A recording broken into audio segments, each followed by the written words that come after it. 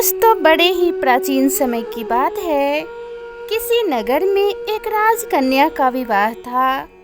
मंगल के बाजे बज रहे थे। उसी नगर में एक सिद्ध महात्मा रहा करते थे। महात्मा बाजों की आवाज सुनकर राजा के दरबार में जा पहुँचे। राजा से यह मालूम होने पर कि राजकन्या का विवाह है, उन्होंने कन्या को देखना चाहा। राजा ने कन्या को बुलाया। राजकन्या ने आकर महात्मा के चरणों में प्रणाम किया। महात्मा ने न मालूम किस अभिप्राय से उसको नख से सिख तक देखा और राजा से कहा, राजन, इस लड़की का विवाह हमसे करा दो। राजा तो यह सुनते ही सहम गया। राजा भी बड़ा ही बुद्धिमान था।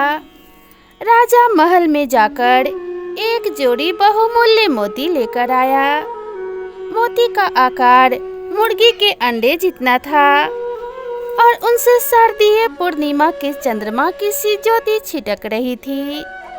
राजा ने नम्रता से कहा, हे भगवान, हमारे कुल की रीति है, जो इस तरह के 108 मोतियों का हार कन्या को देता है, उसी से हम कन्या का विवाह करते हैं। महात्मा ने निर्विकार चित्त से और उत्साह से कहा, हाँ हाँ, क्यों नहीं, तुम्हारे कुल की प्रथा तो पूरी होनी ही चाहिए। ये दोनों मोती के दाने मुझे दे दो। इसी नमूने के 108 मोती मैं लाकर देता हूँ, परंतु खबरदार, तब तक लड़की को किसी दूसरे से न ब्याह देना। राजा ने सोचा था, महात्मा मोती की बात सुनकर निराश होकर लौट जाएंगे, परंतु यहाँ तो दूसरी ही बात हो गई। राजा जानता था महात्मा ऊंचे दर्जे के सिद्ध पुरुष हैं, उनकी आज्ञा न मानने से अमंगल हो सकता है। यह सब सोचकर राजा ने दोनों मोती महात्मा को दे दिए और कहा, हे भगवान, आगे लगन नहीं है, आप जल्दी लौटिएगा। राजा ने सोचा, ऐसे मोती कहीं नहीं मिलेंगे, महात्मा सच्चे पुरुष है, लौट ही आएंगे। तब लड़की का विवाह निर्दिष्ट राजकुमार के साथ कर दिया जाएगा। राजा ने विवाह स्थगित कर दिया। महात्मा मोती के दाने झोली में डालकर चल दिए। 3 दिन हो गए। महात्मा समुद्र के किनारे बैठकर कमंडल भर भर कर समुद्र का जल बाहर फेंक रहे थे। उन्हें खाना पीना सोना कुछ भी स्मरण नहीं रहा, ना ही थकावट रही और ना ही विषाद हुआ, ना ही निराशा हुई और ना ही विराम हुआ। एक लगन से कार्य लगातार चल रहा है और महात्मा की अमोघ क्रिया से प्रकृति में हलचल मची, अंतर जगत में क्षोभ उत्पन्न हो गया। समुद्र देव ब्राह्मण का रूप धरकर बाहर आए और महात्मा से पूछा, हे भगवान, यह आप क्या कर रहे हैं?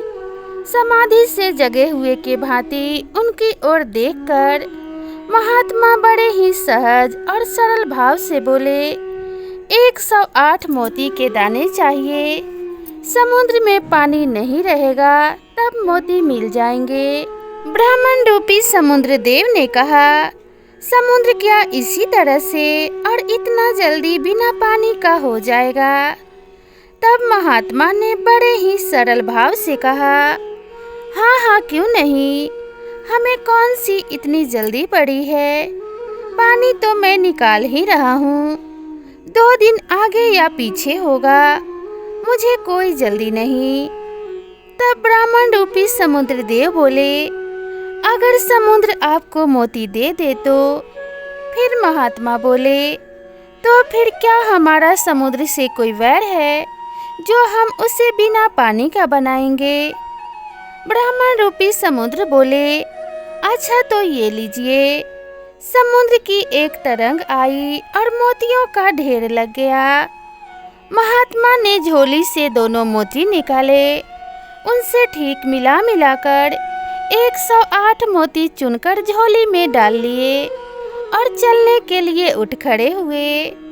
ब्राह्मण भेषधारी समुद्र ने कहा, भगवान कुछ मोती और ले जाइए ना। तब महात्मा बोले, हमें संग्रह थोड़े ही करने हैं, जितनी जरूरत थी उतने ले लिए। अब हमें व्यर्थ बोझ क्यों बढ़ाना, मैं व्यर्थ में मोतियों को क्यों ले जाऊं। महात्मा ने आकर राजा को बुलाया और पहले के 2 दाने समेत 108 मुर्गी के अंडे जैसे पूनम के चांद से चमकते मोती के दाने राजा के सामने रख दिए। राजा आश्चर्यचकित हो गया। अब तो राजा को महात्मा के परम सिद्ध होने का पूर्ण विश्वास हो गया। राजा ने सोचा, ऐसे विलक्षण और शक्तिशाली पुरुष से लड़की का विवाह करने में किसी प्रकार की कोई संभावना नहीं है, परंतु इनसे कुछ और काम क्यों न ले लिया जाए। राजा की एक दूसरे बड़े राजा से शत्रुता थी। वह राजा तो मर गया था, उसका छोटा राजकुमार था। उसने सोचा, शत्रु का बीज भी अच्छा नहीं, क्यों न महात्मा के हाथों यह कंटक भी दूर कर लिया जाए तो अच्छा रहेगा। यह सोचकर राजा ने कहा, हे भगवान, मोती तो बड़े अच्छे आप ले आए, एक काम और है। अमुक राज्य के राजकुमार का सिर आने पर लड़की का ब्याह होगा, ऐसा प्रण है। अतएव यदि ऐसा हो सकता है तो आप इसके लिए चेष्टा करें। महात्मा ने कहा, अरे इसमें कौन सी बड़ी बात है, अभी जाता हूँ। महात्मा जी उस राज्य में पहुँचे, राजमाता से मिले। राजमाता ने महात्मा का नाम सुन रखा था, इससे उसने बड़ी अच्छी आवभगत की। महात्मा जी बोले, माई, हम तो एक काम से तुम्हारे पास आए हैं। तुम्हारे कुमार का हमें सिर चाहिए। हमने एक राजा से कहा था कि अपनी कन्या का विवाह हमसे कर दो, तो उसने यह शर्त रखी है कि अमुक राजकुमार का सिर ला देंगे तब विवाह होगा। अतः तुम हमें अपने लड़के का सिर दे दो। इकलौता लड़का था और वही राज्य का अधिकारी भी था। महात्मा के वचन सुनकर राजमाता के प्राण सूख गए, परंतु हृदय में श्रद्धा थी और उनको पूरा विश्वास था कि सच्चे महात्मा किसी का भी अकल्याण नहीं कर सकते। राजमाता बोली, भगवान, लड़के का सिर मैं कैसे उतारूं? आप इस लड़के को ही ले जाइए। महात्मा बोले, यह तो और अच्छी बात है, उसने तो सिर ही मांगा था, हम तो पूरा ही ले जाते हैं, फिर सिर उतार कर हमें क्या करना है। राजमाता बोली, भगवान, इसे मैं आपके हाथों में सौंप रही हूँ। महात्मा जी बोले, हाँ हाँ, भगवान सब मंगल करेंगे। राजकुमार को लेकर महात्मा अपनी नगरी में लौटे और राजमहल में जाकर बोले, लो यह समूचा राजकुमार, अब पहले विवाह करो। खबरदार, जब तक विवाह न हो लड़के को छूना मत। राजा ने आनंद मगन होकर कहा, ठीक है भगवान, ऐसा ही होगा। महात्मा ने कहा, तो बस अब देर ना करो। विवाह मंडप रचा हुआ था, चौकी बिछाई गई। महात्मा जी दूल्हा बने और कन्या आई। कन्या को महात्मा जी ने एक बार नख से सिख तक देखा। अकस्मात महात्मा जी बोल उठे, अरे उस राजकुमार को तो यहाँ बुलाओ। राजकुमार बुलाया गया। महात्मा ने उसे फिर कन्या के बगल में खड़ा कर दिया। फिर दोनों को एक बार नख से सिख से देख कर बोले, जोड़ी तो यही सुंदर है। राजा, बस अभी इस राजकुमार से राजकुमारी का ब्याह कर दो। खबरदार, जो जरा भी चू चपड़ की। राजा ना नहीं कर सका। राजकुमारी का विवाह शत्रु राजकुमार से हो गया। महात्मा के विचित्र आचरण का रहस्य अब राजा की समझ में आया। राजा का मन पलट गया, शत्रु मित्र हो गया। महात्मा अपनी कुटिया पर जाकर पूर्ववत धूनी तापने लगे।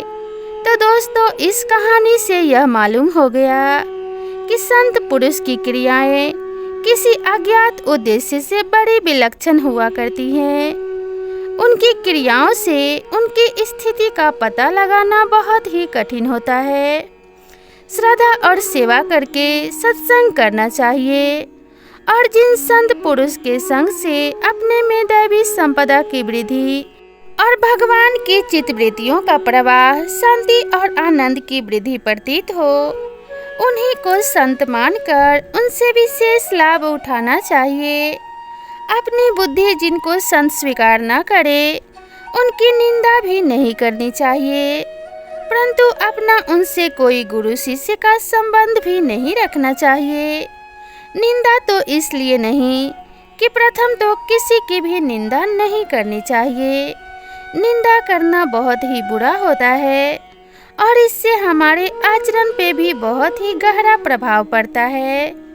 गुरु और शिष्य का संबंध इसलिए भी नहीं बनाना चाहिए क्योंकि श्रद्धा रहित और दोष बुद्धि युक्त संबंध से कोई लाभ नहीं होता। तो दोस्तों, प्रेम पूर्वक किसी का भी सम्मान करने से और उस पे पूर्ण भरोसा करने से संत कभी किसी का अहित नहीं करते। इसलिए प्रेम से बोलिए राधे राधे। तो दोस्तों, आप सभी को ये कहानी कैसी लगी कृपया कमेंट करके ज़रूर बताइएगा और इसी तरह की नई नई कहानियों के लिए मेरे चैनल से जुड़े रहिएगा। तो मिलते हैं इसी तरह की नई और ज्ञानवर्धक कहानी के साथ। तब तक खुश रहिए, स्वस्थ रहिए, अपना और अपनों का ध्यान रखिए। नमस्कार।